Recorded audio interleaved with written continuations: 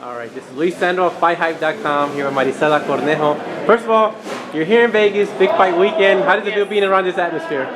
I love it. I love it. I love it. What have you been enjoying Vegas? I know you've probably been here before, but as far as wanting to fight here one day, how do you feel about that? I lived here obviously for about 3 years total. So I don't know. It feels like home. It feels like home. So I enjoy it. I enjoy the atmosphere. I love the passion that everybody comes out, and shares the same passion. So I truly do enjoy it. Your last fight, you had it on televised TV. Yes. You had a chance to see it now. What did you think of your performance? How was the whole experience? I thought, we did a smart thing. We didn't risk any anything, like we didn't go ahead like toe-to-toe, where it's a much more dangerous situation when you try to exchange with a different type of style of boxing. I just listened to my corner. That's all I did, truly. I just listened to my corner, and that's what I'm supposed to do. So I did learn a lot from it, and that's a win for me. I learned from it. So a lot of people aren't aware that I only started boxing 4.5 years ago. So I'm truly learning as I continue to go. Yeah. But I've accomplished, and my team now we've accomplished so much in such a little time. So I'm learning. I never say, oh, I know everything about boxing. I don't. Yeah. And every single fight is a learning experience, and I'm only truly really more excited right now because I'm going to be able to catch up to all these other girls who already feel comfortable in the ring, like it's like second nature to them. Yeah. I'm there, I could say that, but as in like all these girls that have 70 fights, obviously for my whole career I only have not even 10 fights, so I'm not going to be like, yeah, I totally feel completely comfortable in there. I'm now going to be fighting much more often, so that's going to go out the window. Now, you're always very humble, you're a hard worker. Thank you. But we've heard about other people always going to be critical of you. I know there's a specific fighter that's been very critical of you. How do you respond to that, and does it bother you about the stuff that they say about you and coming at you that way? The way I respond to it, I'm not good at talking a bunch of bullshit. I've never been one to sit there and exchange bullshit. I'll say the truth, and that's about it. Like there's nothing else for me to say. But there are some type of people who enjoy running their mouth and creating all these lies and stories and saying whatever it may be. But I'm not good at that. I'm not good at lying. I'm not good at like I said, spitting out bullshit, left and right. So I said what happened, on our end. I can only speak on our end. Obviously, what I heard was it was a misinterpretation, which when people find out the truth, that's one thing to go to, it's a misinterpretation. But we got the call 5 days before the fight for the Andre work hard, and I said, hell yeah. Definitely, and it was her pro career, but she's had, I think, like 50 fights, amateur fights, so she's had much more experience than I've had. This is Raquel Miller. Yes, okay. Thank you for including the name. So that's basically it. I said yes. They said no, we're kind of looking for more of a 0-2 fighter. I told them, well, I got the 2. I got the 2, so let's go. What's the deal, And I've been always just that type, and thankfully I had that in a conference call, and my manager, was on the other line, so it wasn't anything that I made up.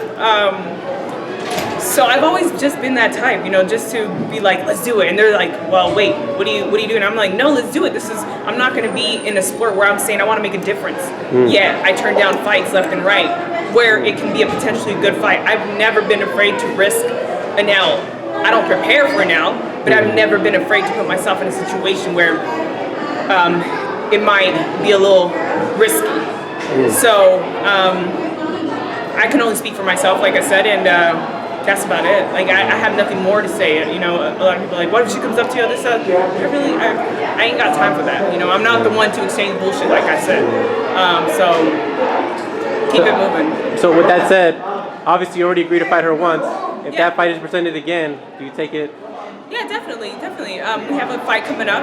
I am with Cancun Boxing, so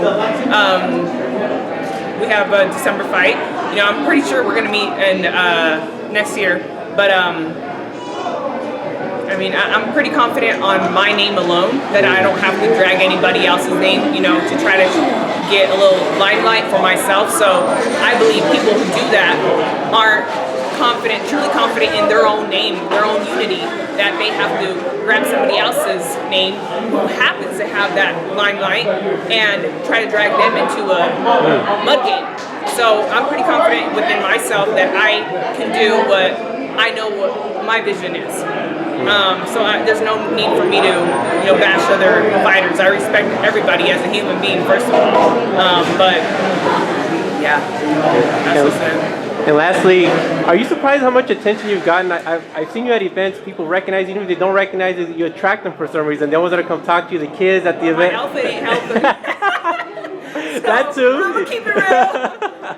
But I enjoy it. I love making people happy, and me being happy, I